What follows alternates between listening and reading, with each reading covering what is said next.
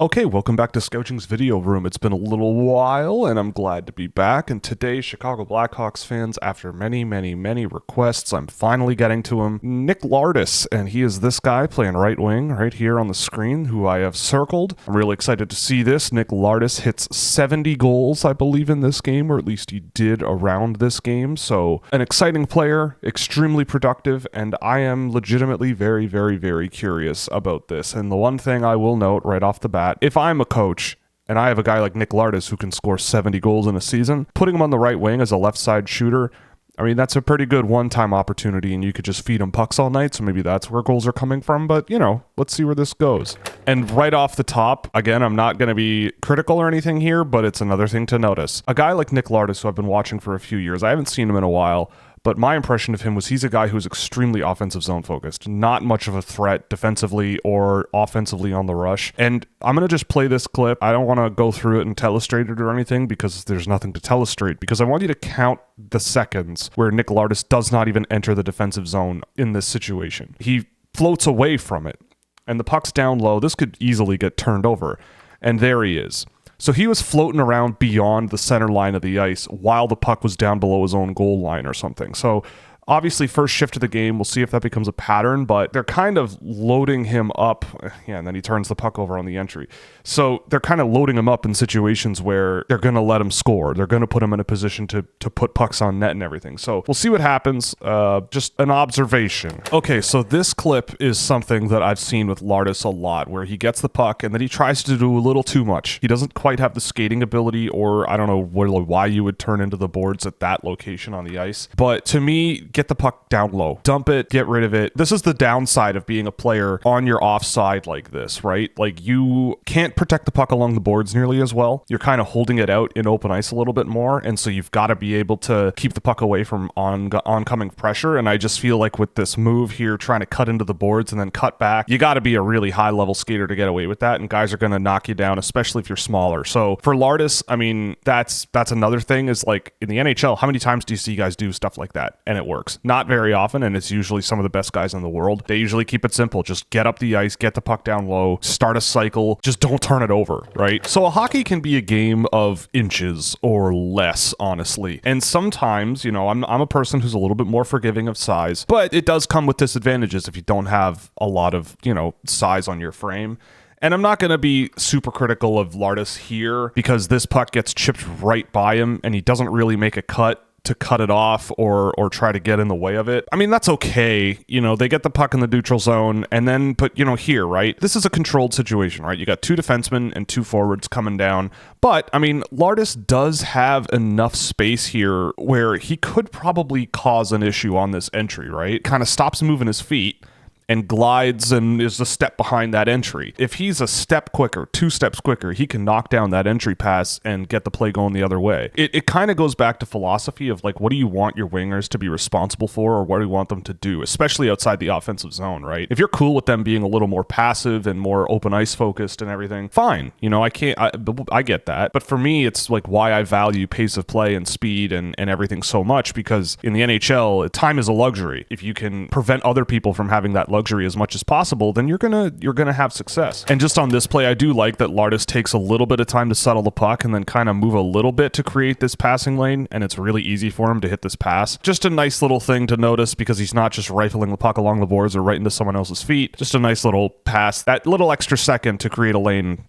always is nice to see. Lardis gets scored on here, and again, just watch the lack of footwork here. He's gliding the whole way back, and he's in open ice here, right? And if you're keen-eyed, you can see how this could be a problem. Lardis is not covering anyone here, and he's not really a threat at any point, right? You've got this guy covered here. Thomas Hamara, I believe that is in the middle of the ice trying to make sure that the front of the net is blocked. But this just is a chasm, and I think that's Jacob Cloutier over there, is wide open, and he ends up getting the puck and just putting one on net and scoring. I mean, that's a pretty soft goal to allow. But Lardis, again, if he were a step quicker, if he shoulder checked, right? Like, he's not moving his head. He moves his head at the last minute, right? So Lardis shoulder checks way too late, in my opinion, there. And then he goes, uh-oh. puck gets across, and he gets scored on. Off the puck again, if your wingers, if they are more focused on being in open ice, and maybe if that puck gets turned over, Lardis can turn around and go offensively, fine, right? But personally, in the defensive zone, especially in a situation like that with a guy wide open on a wing, and a guy's gliding, doesn't really move his feet until the puck's in motion towards that player, to me, that's an issue. And that's not really how I'd want my wingers to play. This is smart positioning on this offensive zone retrieval here. So obviously, Lardis is in a chasm by himself, the plains of Mongolia here on his own, and you've got this happening here. So this player is under pressure. Obviously, Lardis is now covering this option, and there's no coverage on Lardis, so this would be an incredibly silly play to make if you're this defenseman here.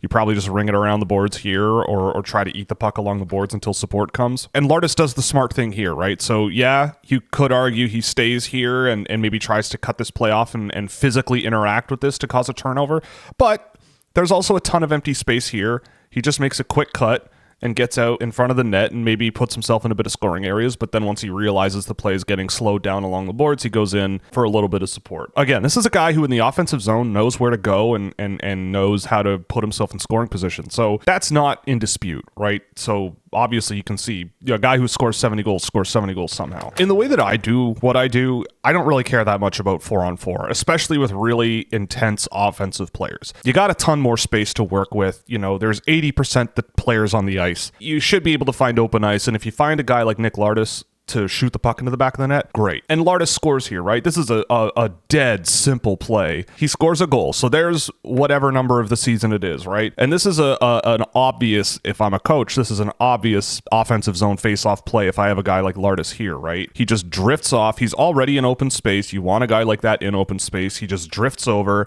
gets a quick pass from this player here, and then just puts it on net, and he scores. So there's a goal. And I think, again, at 4-on-4, it does have some value. For my data purposes, it doesn't, but it does have some value because you do get to see guys stretch their legs a little bit more, maybe the effect that a speedier guy has on the game, or the limitations that maybe a slower player has on the game. And again, Lardis is not the biggest guy in the world, and he's the player with the puck behind the net here, right? And on this exit, I mean, I just don't think he generates a tremendous amount of speed that I think overcomes his lack of size, and then he carries the puck directly into traffic and has to double back. So for me, I mean, he's got 93 here in the neutral zone. He has multiple options, and I think a lot of NHL teams would go, okay, you know, you have this option here, just get the puck to him and he can tip it into the offensive zone and you chase after it.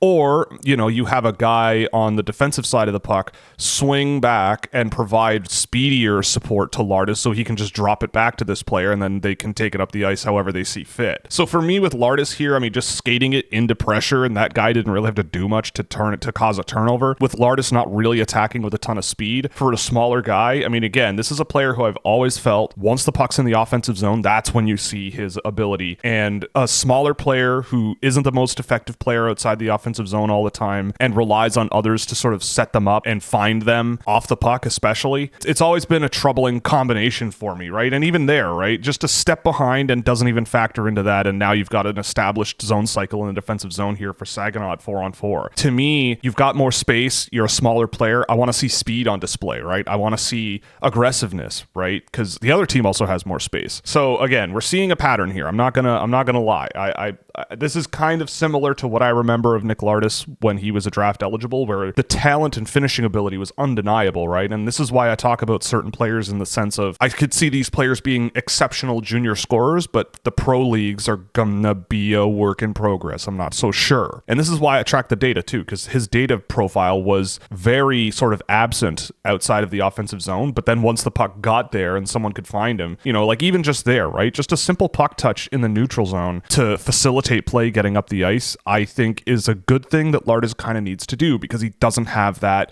ability to resist pressure or that pure speed that just a give and go is going to be what kind of his trademark is in the offensive zone. Look where the puck is, right? The puck is here behind the goal line. Nick Lardis is out here.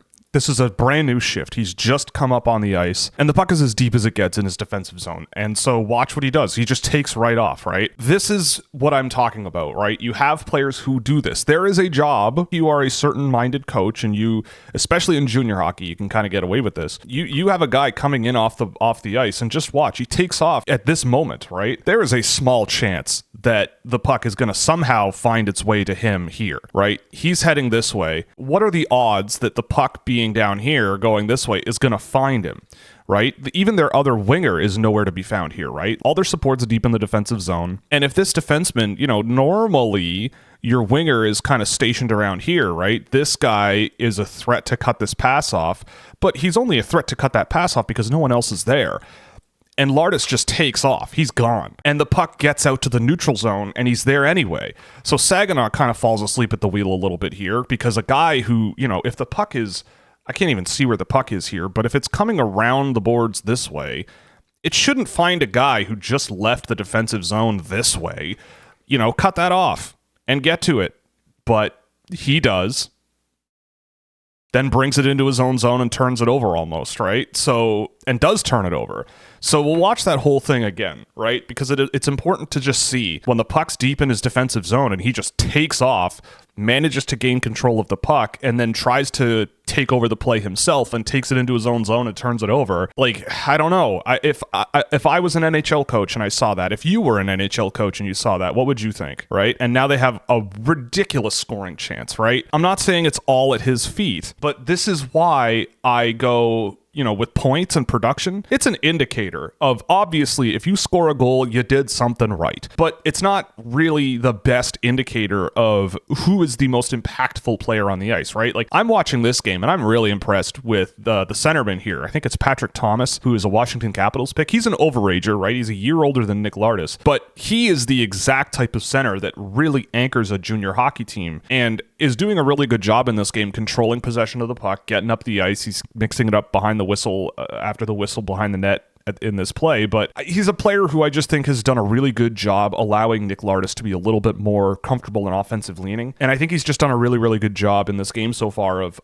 controlling possession, driving play in the right direction, and playing with some pace of play that I think Lardis does kind of lack a little bit, especially if the puck's on his stick. Okay, Lardis scores here, right? And this is what you want. A goal scorer who goes to the net too, right? So he's here off the puck. He's in okay position. I don't think he's much of a scoring threat from here, but it doesn't take him very long to go, I'm going to the net here. Gets right by number 7, fights through the pressure and just goes to the net, and they tap one in. Okay, maybe he didn't score, but he helped in the chaos that led to that goal here, right? So again, a guy who scores 70 goals, you're going to see they can score goals in many different ways. You kind of have to. You can't just score 70 slap shots unless you're Alex Ovechkin. So for Lardis, I think that's a really good indicator of, he's a little small, but when he sees an opportunity, he goes to the net and also tries to get opportunities there, which is exactly what you need out of a diverse and projectable goal scorer. So that's good. So this is a very little thing, but it is something to put in the notebook of Lardis in the defensive zone, just not settling a puck and then getting out muscled, and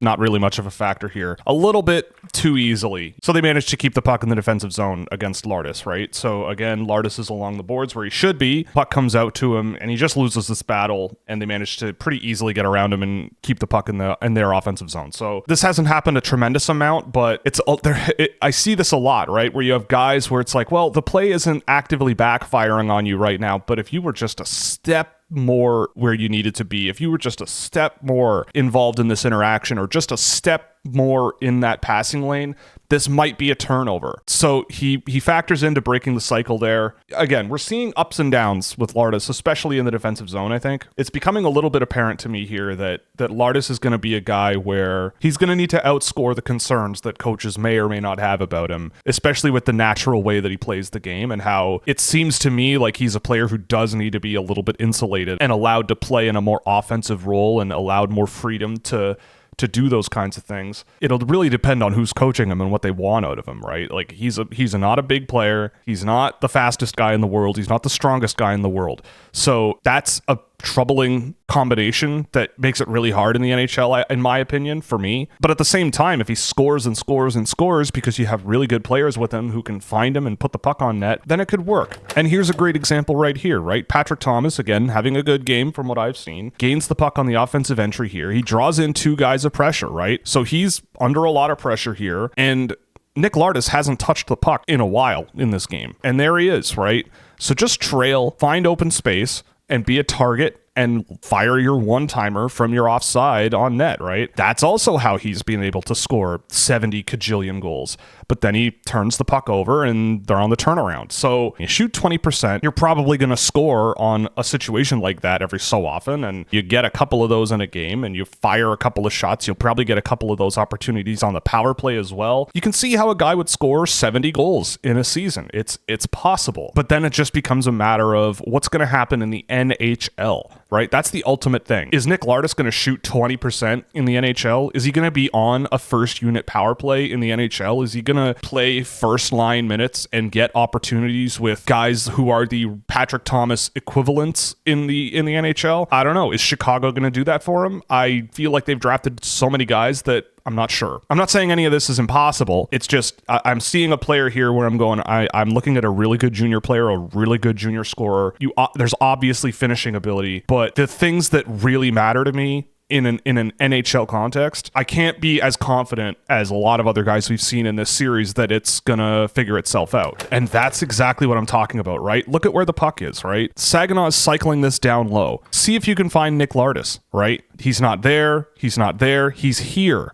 He's at the offensive blue line. In the junior leagues, you can do this. You can just fire pucks along the boards and just rifle them as hard as you can and hope you get a tip at the offensive blue line or a player who can just settle the puck and get in the offensive zone. It's possible. But in the NHL, fans will see this and go, this guy's cherry picking. The puck was in his own zone and he was past his own red line. I don't know. That just doesn't seem conducive to like how good the NHL is. That I don't know. Maybe I'm wrong, right? Maybe I'm wrong, but I don't think so. Outside the offensive zone, I mean, there's a nice poke check to get the puck out of the defensive zone. But I think that's the first solid defensive play that we've seen, and it's the beginning of the third period. Obviously, it's not like these guys never, ever do anything defensively. But again, that's another exit where Lardis has turned the puck over. Could he have done something different here?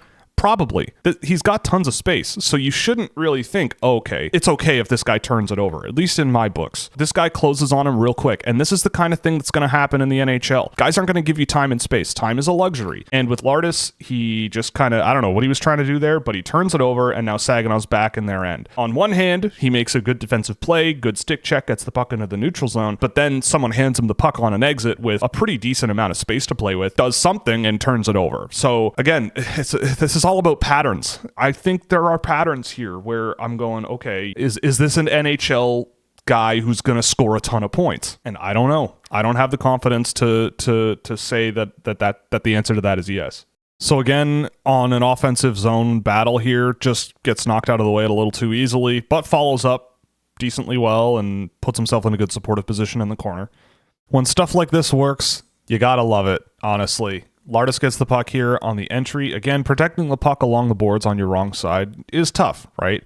But this is a great little skill move, putting the puck behind him, tapping it, turn around, boom, clean pass, entry. Awesome stuff. You know, that kind of give and go work, just gain your space, find someone else and send the puck to them. That kind of stuff is what you're going to need. That kind of defense on the entry there is not ideal. Again, Lardis, not too much of a factor here, not really moving his feet. And then they get the puck right around him, and now they have another cycle established. So again, you're not seeing a guy who is really going that extra distance to cause havoc and cause craziness off the puck, right? This is a guy who is looking for offense, and they're putting him in a position to look for offense. And that's the end of the game. And it ended 11-3. So there's that. With Nick Lardis, I think it's another thing where I haven't seen him for a while, but I always say this all the time. Guys generally don't change that much over the years. They get quicker, they get better at finishing. Here and there, things might get tweaked, but between draft year and 2 years later, generally, it's really hard to change how someone plays the game. And with Lardis, I see a guy who is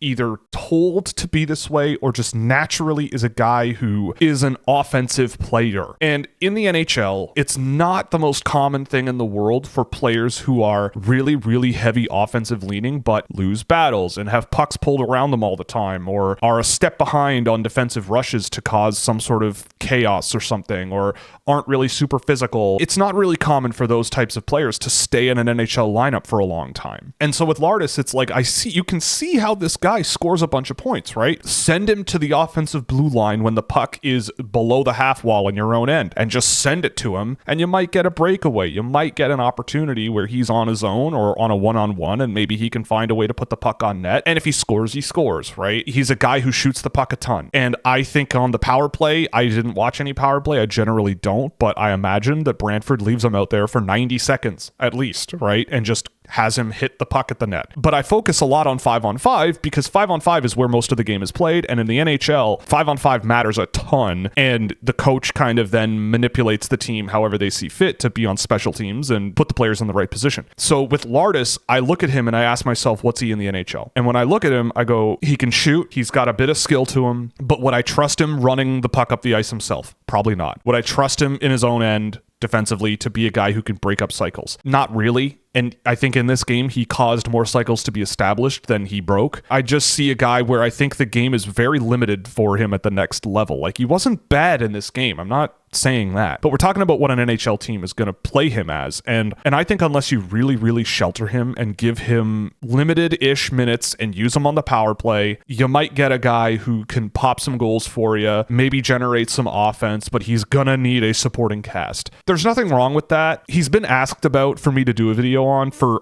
months now. And now that I'm finally getting to it, I kind of went to it and went, okay, yeah, I see why people want. Obviously, a guy who's scoring as much as he does, they're curious, and I get it. But this has been really interesting because I get to look at this player, and I think he exemplifies a lot of the sort of caution that I have on players that a lot of other people are really high on when I'm thinking about what the NHL is like, right? Put yourself in the shoes of being a fan watching this player or a coach coaching this player, right? I think there are things in this game where I'm going, yep, you know, you came away with a goal, great. But, and I think some people roll their eyes when that coach goes, but, because at the end of the day, what matters? Scoring. But the coach or the fan could have the point of, yeah, but what about all those other times where this went wrong, this didn't go your way, you did something here, but then immediately kind of undid it here and blah, blah, blah. If that keeps adding up, it can be problematic and you go, well, what is your job, right? And so with a guy like Lardis, he had some good off-puck moments, went to the net, had some good shots,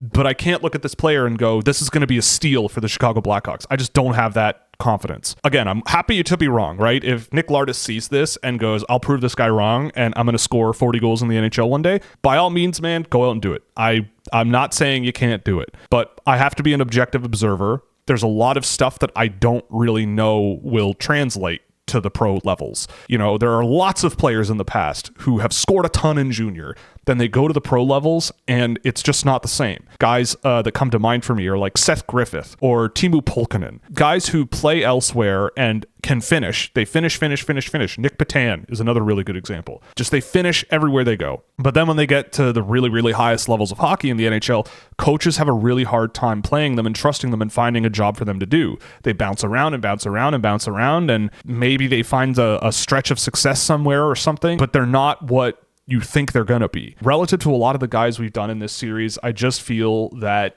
he is more in that alley. A lot of the players in this series have been really, really good. I'll say that too. So I'm not going to do this because I think he was bad, but for me, Lardis is probably going at the bottom of my power rankings, so at number 23.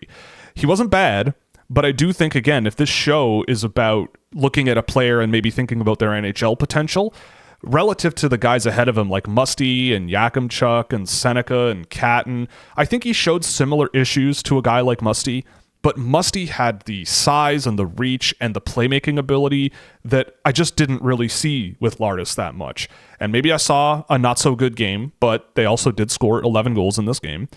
And I think when I look at some of the guys that are a few spots ahead of him, I just see players that I enjoyed watching a lot more. And a lot of players that I went, yep, I could see this player being an NHL player of some kind. But it will be very interesting to see what happens with Lardis, because my hypothesis about how players project to the NHL, he is a case study of maybe one that gets a lot of production, but is a little questionable. And if I'm right, cool. If I'm not, good for him, right? If it works, awesome. So that'll be it for this one. I did enjoy this one. It was very, very interesting. So I appreciate all the requests to get it through. If you really liked it, you could like and subscribe to the channel. And if you really, really liked it, definitely check out Scouching.ca, where you can get a subscription at any budget, where you'll get access to our exclusive data tables, data visualization tools for the NHL Draft, and as well as some other NHL-based tools and such. You can check all those out at Scouching.ca at whatever budget you imagine. And also, we have live shows Monday nights at 8 p.m. Eastern and Thursday afternoons at 2 p.m. Eastern as well, where we take your questions, cover some important topics in hockey and the NHL Draft. This was a lot of fun, and we're going to move on to the next one, which is going to be David Reinbacher. So Habs fans, if you're still watching this,